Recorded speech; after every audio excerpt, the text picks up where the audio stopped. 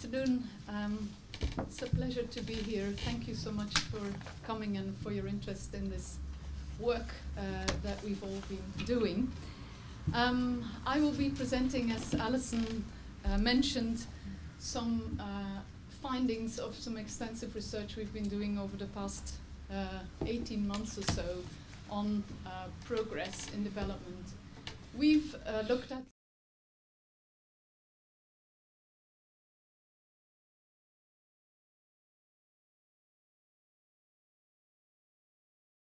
in Africa, but the findings actually cut across all the stories we encountered.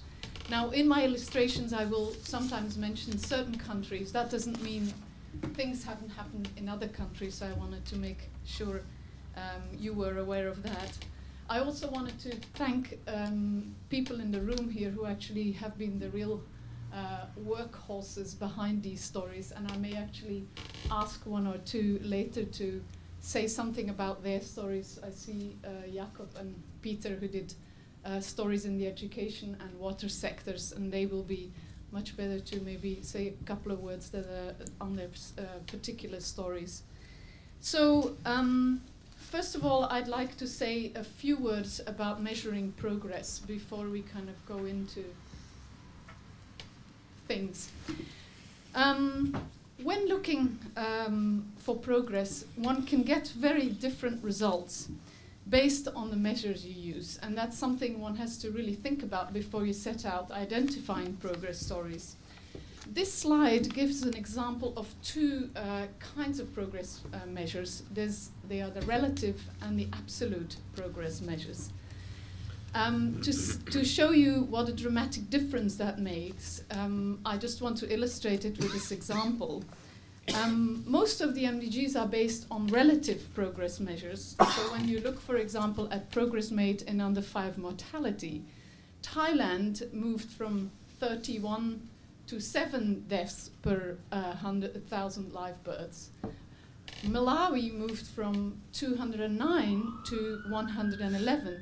In relative terms, Thailand is making a 77% reduction, while Malawi only makes a 46% reduction. Now, based on this, the MDGs would tell us, well done, Thailand, you've reached the target. Malawi gets a slightly less sort of loud applause. But if you then look at the absolute measures and you see actually how many lives have been saved in Malawi, you actually see that there's 4 times as many that have been saved. So it's actually very important not to just exclusively look at relative measures, but also look at absolute measures. So that's something we did in our work in identifying the stories.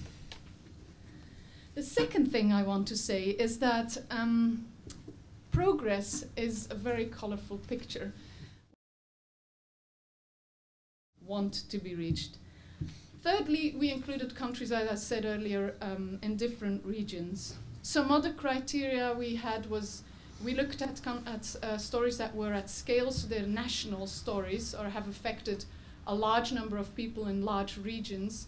We looked at stories that were sustained over a period of time. We tried to pick up stories that were equitable, as I explained earlier. And we also paid attention to surprise stories. And it's kind of important to realize that, because when you look at our list, you may say, well, why is China not there? And the reason for that is a deliberate purpose to try and pick up some countries that maybe that are not so well known in terms of their progress. So this is what we ended up with, a set of stories. They were derived from a list of about 100 progress stories. As Poonam was mentioning, actually there are a lot of stories out there. And we kind of wielded them down to 24 to try and look at them in a little more depth. The red stories here are the ones in Africa, so that's they distinguish from the black ones. There's no particular order there as to whether one is better than the other. When we looked at those stories, we came to the conclusion that, again, there's not a sort of recipe, or there's not a sort of one-sided picture to progress. Progress is actually quite diverse, and so we tried to split things up a little bit in some informal categories to think a little bit about what is it exactly that is happening. So we have a category that we call the star performers. This means they progressed in a very solid way, and there's sort of no doubt about it. People are not going to object to us saying that they are. Secondly, we had a category which we call the surprises. Now, these stories are also star performers, but they're kind of a bit different.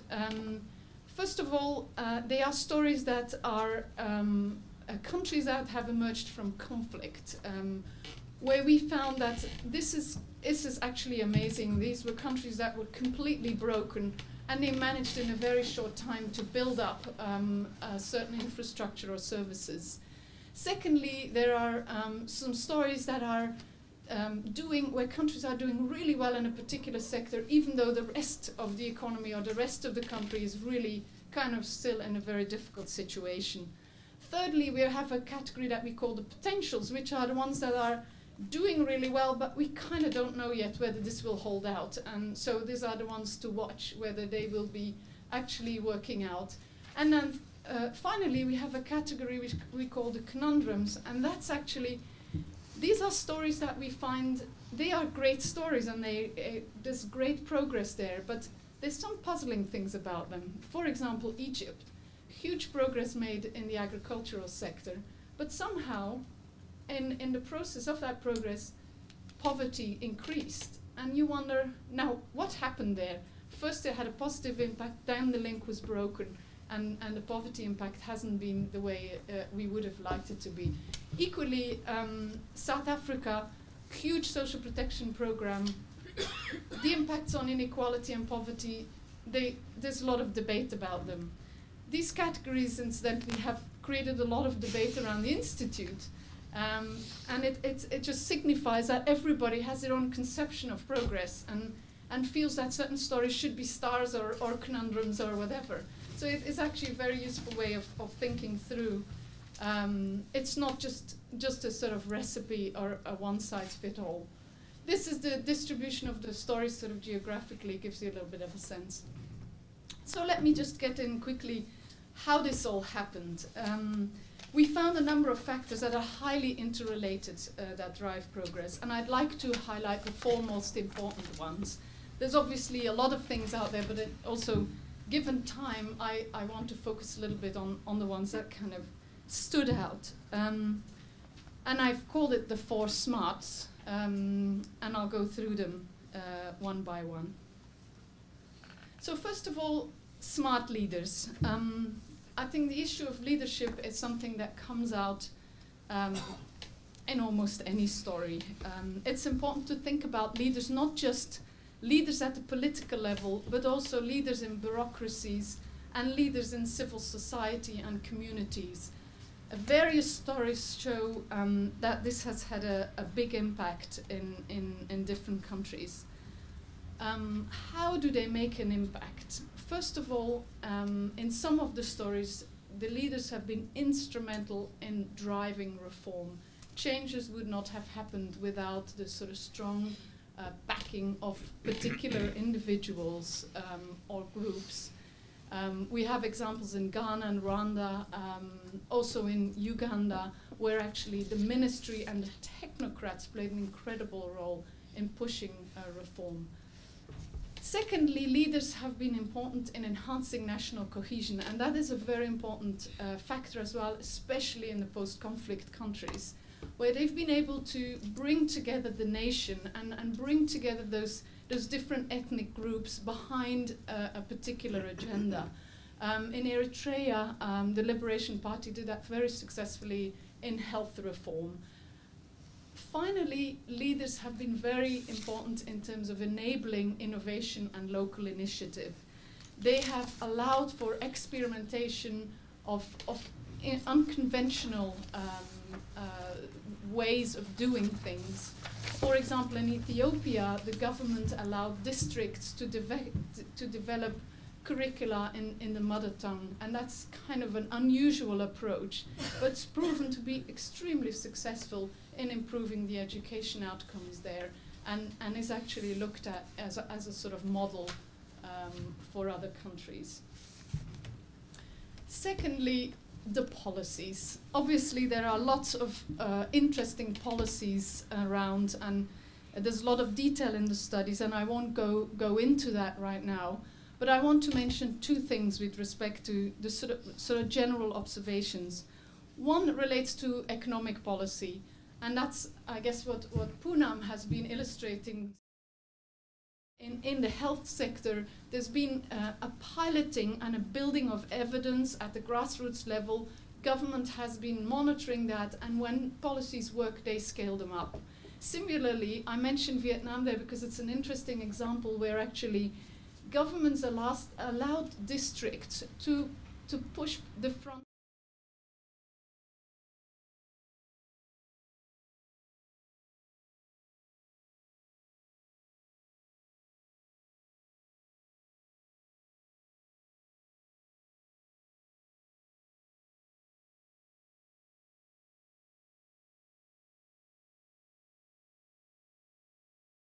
Are institutionalized. So, for example, in social protection, we have some success stories, including things were institutionalized and incorporated in the constitution, which made those policies much more sustainable. Then thirdly, the smart delivery.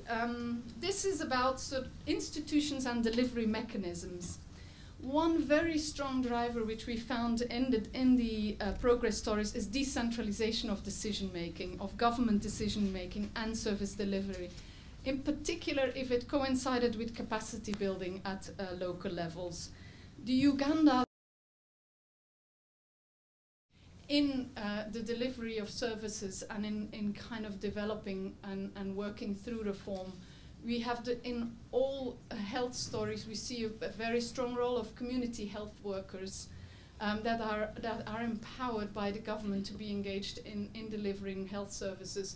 Similarly, in education, parent-teachers associations, mothers associations have played a really big role in progressing education. Delivery has also been very successfully linked to results, and there I think Rwanda again is a real pioneer and example setter of using performance-based contracts, in that civil servants are actually signing a contract with the government on what they will deliver. Now that's quite amazing, I find, and that is being done, and it's proving to be very effective. I'm sure Patrick will be able to elaborate on that as well. Now finally, another issue is very important in terms of building these delivery systems, and that is the fact that governments have been smart at building on traditional institutions and values. I think the stories illustrate that it isn't easy to take a sort of one-size-fits-all institution and just simply implement it in developing countries. The smart governments have looked at what is already there and used certain mechanisms and values that could drive reform. For example, in Somaliland, we see very impressive progress in governance, and what the government did was including clan elders into that process and including them into the parliament and so on. So I think that's really a very important point as well.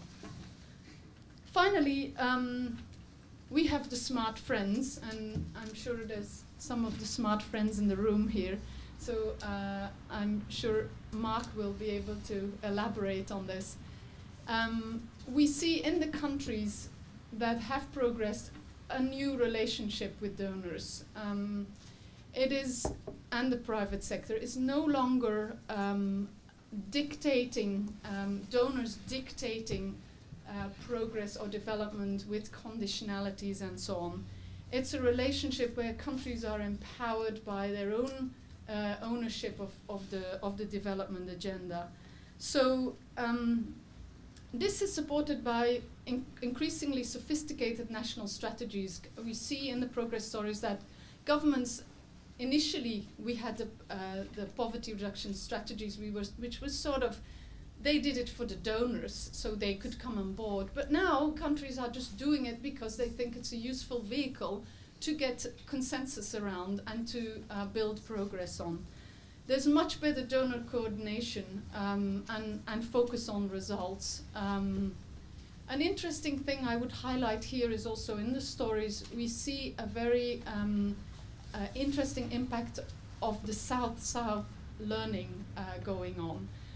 There are countries such as Namibia, for example, who have learned from other African countries and are now being courted to go and tell their neighbors or colleagues how they did the conservation in wildlife, for example. So I think I will leave it here.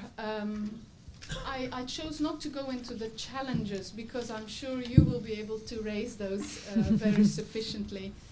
And I think we have someone on the panel as well who can speak very eloquently on the challenges in terms of sustainability and impact on the environment. We have that information in our studies and in our final report. And I really recommend you go to our website and look at these stories and the detail of the stories that have taken place. I don't know whether someone would like to say, maybe highlight an example. Jakob, would you mind saying maybe something? Jakob here did studies on the education sector. I don't know whether you'd like to say something about the Benin, Ethiopia, or Cambodia study. Maybe Benin is there.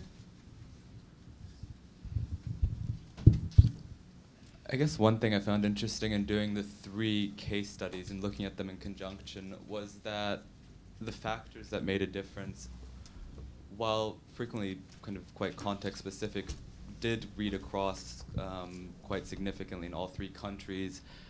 There was quite substantial commitment either at the very top or at ministry level to expand access quite substantially. The policies that were used were quite similar in terms of both on the supply side, increasing construction of schools, but specifically on the demand side, in terms of fee abolition being very significant, and also kind of integrating policies into broader social protection initiatives. In Ethiopia, you have the PSNP, the social protection program there, that was very significant in decreasing the kind of financial pressures to parents in sending children to school. In Cambodia, you had scholarship programs that have been granted to the poorest girls initially, and now boys and girls, at the end of primary school so they can enroll in secondary school. And